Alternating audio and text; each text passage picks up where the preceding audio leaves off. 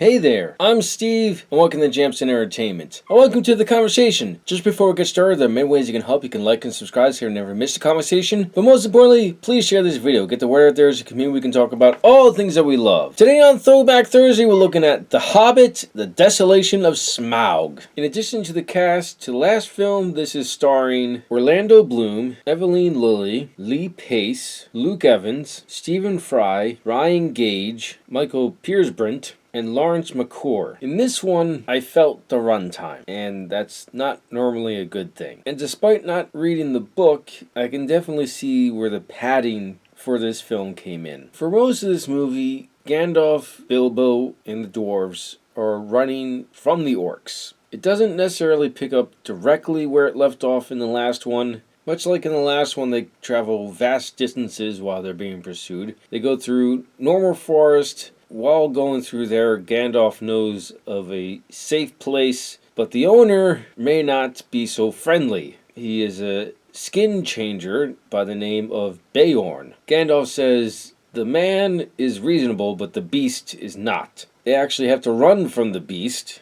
which is just an enormous bear, into Beorn's, the bear, house and lock him out of it. They spend the night, and then Gandalf very slowly approaches Beorn after he is transferred back into his... He's not a human, he's a Northman. That's how he's described, and he's the last of his kind. He talks about fighting orcs, him and his kin. Gandalf does his best to talk to him, to bargain with him, because Beorn is not a fan of dwarves. There were 13 that slept in his house. What doesn't make sense about this particular scene is he just kind of is shocked that many dwarves stayed in his house. He's not angry, which you'd think he'd be angry for someone who hates dwarves, but he's not. I think it was a missed opportunity. It could have been very comedic, much like the last film was. He ultimately helps them out, and the next stretch of their journey takes him to an enchanted forest where the wood elves ultimately live.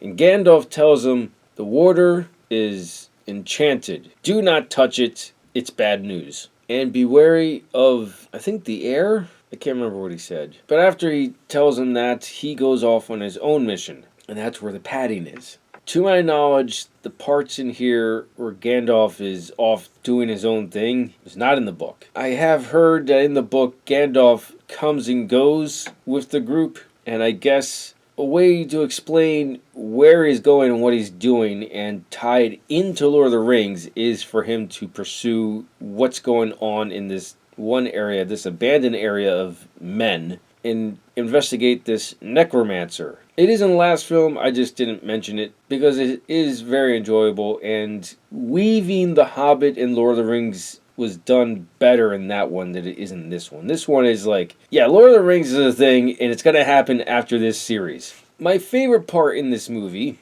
at some point they get captured by the elves, but then they also escape because Bilbo helps them. He doesn't get captured. He sneaks around, and he helps them escape through these barrels into a river, and it's a pretty awesome chase scene because they're not only running away from elves, but they're also running away from the orcs. And one of the funniest parts in the movie is when Bombur gets inside of one of the broken barrels and he uses it as armor, basically. It's just hilarious. Now, in the last film, they didn't show Smaug. And if they did, it was really just a silhouette or a quick flyby of him. This one, he's the last third of the movie, and it's pretty awesome. But there's a problem that arises. And as I was getting to this part, I remembered another problem I have. I don't think Legolas, who is in Lord of the Rings, is necessarily in The Hobbit, the book that is. Again, please let me know in the comments below. If he is in the book, I think he plays a minor role. This one, he's basically pursuing the orcs so that they don't come back to his homeland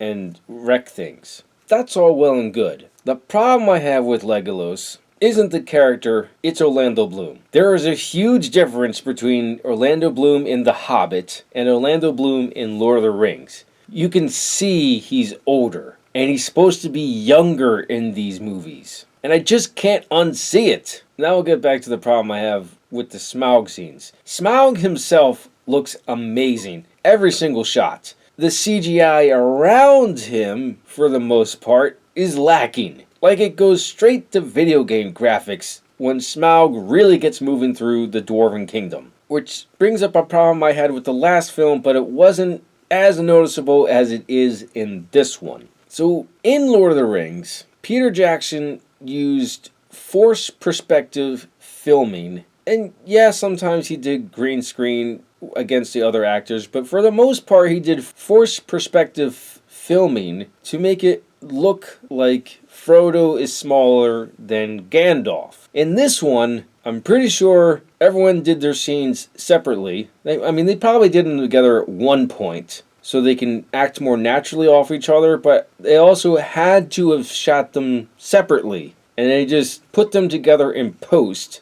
and you can tell. You can tell in Unexpected Journey, you can tell in Desolation of Smaug, and I'm sure I'm going to be able to tell in The War of the Five Kingdoms. I think that's the title of the next one. I guess he didn't do forced perspective filming in these three films to save time and possibly money because it's really involved. You have to build entire sets to shoot like that. I think he's taking on more responsibility in these movies because the studio wanted him to tie it to Lord of the Rings so much instead of just telling the Hobbit story, which, even though I haven't seen the third one and I haven't read the book, I'm relatively certain the Hobbit could have been told in 2 movies easily. 2.5 hours each, maybe 3 hours if you really wanted to, but 2.5 hours would have been fine. And just loosely tie it to Lord of the Rings, because there is an element in this movie that ties it together without padding it with other elements from Lord of the Rings. But I won't go into that necessarily because it kind of gets into spoilers. Like I normally do when I review a series of movies, I let out a little more information of the previous one in the following review. So we'll get there. And now that I think of it, I swear the orcs are also